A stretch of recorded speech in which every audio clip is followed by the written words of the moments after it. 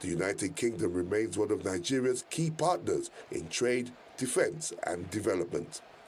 But beyond the economics, the relationship is deeply rooted in history, shaped by colonial rule that ended in 1960 and sustained today by strong diaspora connections.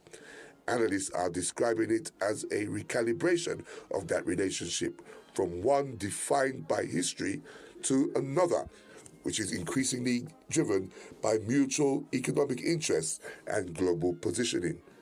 For the UK, strengthening ties with Africa's largest economy supports the post-Brexit strategy of expanding global trade links.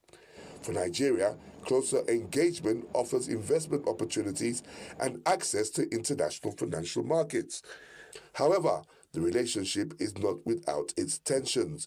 Issues such as governance concerns, security challenges, and differing political narratives continue to shape perceptions on both sides. Notably absent from the visit's schedule is a meeting with the UK opposition leader, Kemi Badenoch, who, although is of Nigerian descent, has previously been critical of Nigeria's governance record. Despite these differences, both countries appear committed to deepening cooperation, signaling what officials describe as a renewed chapter in a long and complex relationship. My office is open for scrutiny. This is according to the Minister for Works, David Umahi. Umahi was speaking during a press conference held at the Federal Ministry of Works headquarters in Mabushi, Abuja, where he addressed concerns raised over the ministry's activities. He also disclosed that the ministry had invited anti-corruption agencies, including the Independent Corrupt Practices and Other Related Offences Commission and the Economic and Financial Crimes Commission, to independently verify its projects and procurement processes. According to him, the ICPC has already concluded parts of its investigation, while the EFCC is expected to commence its review after an ongoing summit. As talks of transparency or lack of it comes under scrutiny, Nigeria's Minister of Works, David Umahi, is hitting back at critics following recent protests over the cost and quality of road projects nationwide. To prove his point, the minister says he has officially invited anti-corruption agencies to order the ministry's books and field operations.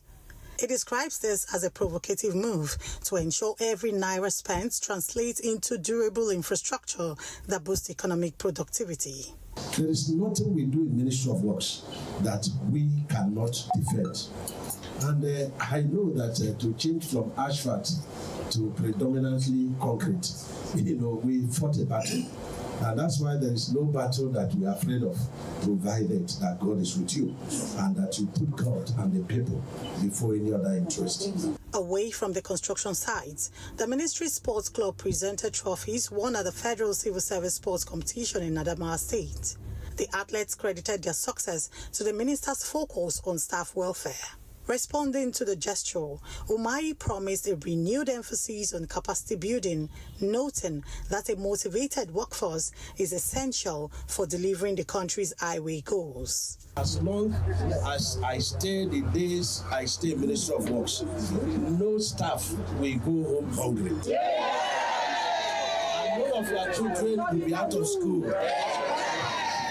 We are a very formidable team because whatever we are doing, all the cars are faced up, And I want to promise you, working with your directors, this year, even if you are sweeping the compound, you will go for project inspection. Despite the external pressures, the minister maintains that his administration will not be distracted from its mandate of transforming Nigeria's road networks through transparency and grit.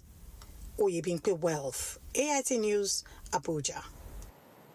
Following the successful completion of this year's Ramadan fast and the Eid al-Fitr celebration, the Christian Association of Nigeria, Niger State chapter, has congratulated the Muslim Ummah across the state.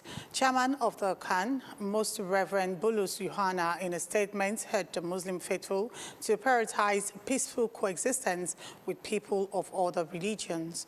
The chairman also appealed to Muslim faithful to ensure they sustain the already existing unity and peace in the state. According to him, just as enshrined in the teachings of the Holy Quran, and added that is centered on peace, love, discipline, and humility. We call on you all to prioritize peaceful coexistence with people of other religions so that together we can all live in peace and harmony. Yohana also used the media to pray that the Almighty God grant leaders the grace to continue to serve humanity selflessly. The Chief of Defense Staff, General Olusegun Olufemi Oyulede, I beg your pardon, has directed commanders to intensify offensive operations against terrorist elements, strengthen intelligence architecture, and adapt innovative proactive strategies to dominate the battle space.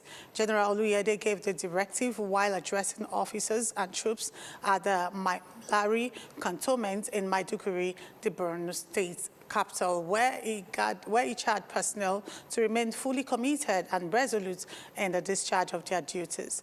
The Chief of Defense Staff also commended the troops for their resilience, sacrifice, and sustained operational pressure against terrorist elements across the theater of operations. Oluyede, who was accompanied by the Chief of Army Staff, Lieutenant General Waide Shuaibu, arrived in Maiduguri on Wednesday for an operational assessment visit to the headquarters theater command, Joint of Task Force Northeast Operation Adinkai, barely 24 hours after the recent suicide bomb incident within the Maiduguri Metropolitan Council. He emphasized the need to remain operational momentum and assure troops of sustained strategic support from defense headquarters towards the decisive defeat of terrorism. Also speaking, the Chief of Army Staff, Lieutenant General Waide Shuaibu, commended the troops for their dedication, doggedness, and consistent pressure on adversaries. Each had 5 field commanders to sustain and intensify ongoing operations while institutionalizing a firm never against posture to deny terrorist elements any operational space or opportunities to strike, particularly during critical periods such as Ramadan and beyond. And this is Abuja Report on AIT, reaching you live from Akpadama Studios in Nasokoro. Here's a reminder of our top stories. FCT Minister Nentom Wike assures diplomatic community of secure and enabling environment for their operations. Christian Association of Nigeria congratulates Muslim faithfuls on the completion of this year's Ramadan fast and Eid al-Fitr celebration.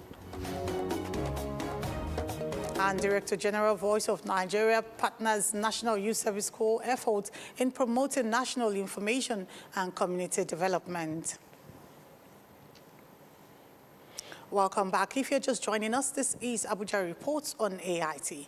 The Director General Voice of Nigeria, Von Jibril Babandache, and his DG counterpart from the National Youth Service Corps, NYSC, Brigadier General Olakunle Oluseye Nafiu, have joined forces to amplify the Corps' efforts in promoting national integration and community development. AIT's Amaka Ezekwe tells us more.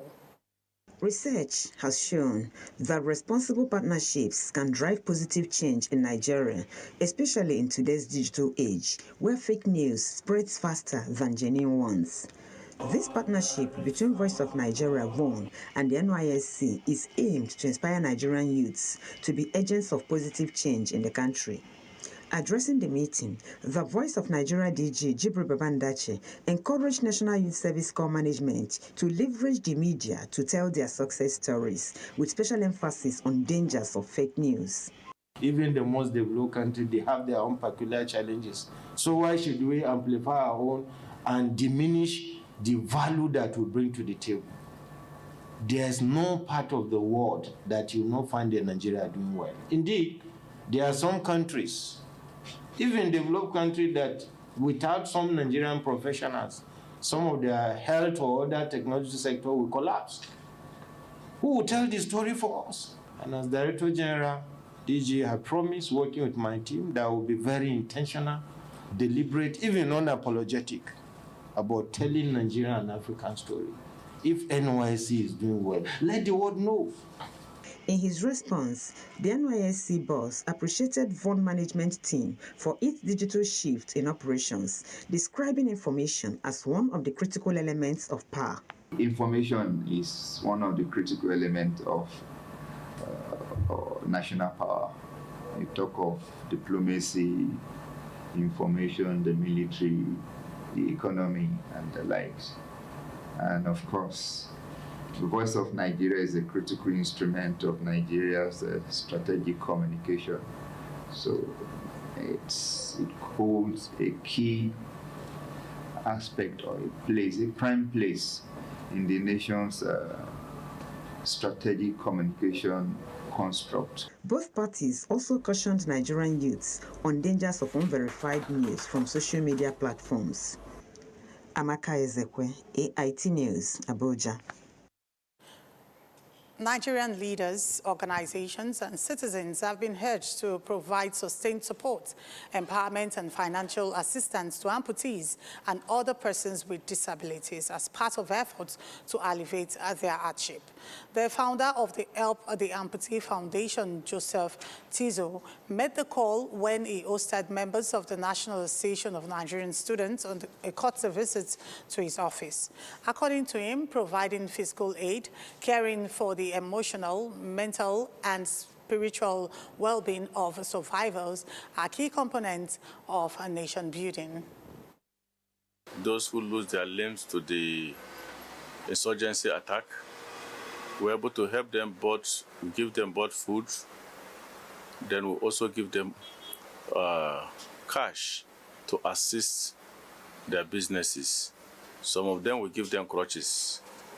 And as far as we are concerned, we are still helping these people so that they will have sense of belonging in the society.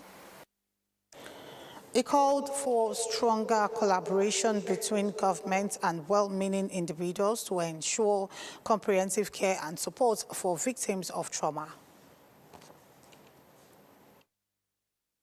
We look forward to see those well-to-do people that can assist us also, to partner with them, at least to show those people the sense of belonging. We want to help them. Some of them that cannot afford education. We are looking for the possible best way we can assist these ones. Gathering here today to tell you well done for all that you've been doing is for you to accomplish what you are accomplishing. It's our own way of contributing our own quarter also to nation building. Highlights of the event included the presentation of awards of excellence to the founder of the foundation. The need to empower women and young girls is a major focus of gender advocates globally. In Nigeria, the Miss Bond Foundation, in commemoration of International Women's Day, is making a meaningful impact by empowering young girls and women at the Abuja Children's Home in Cairo. With the theme, Give to Gain, the foundation emphasizes the importance of kindness, skill acquisition, and self-discovery as tools for transformation. Marked globally every year, International Women's Day celebrates the achievements of women while advocating for greater inclusion and opportunities.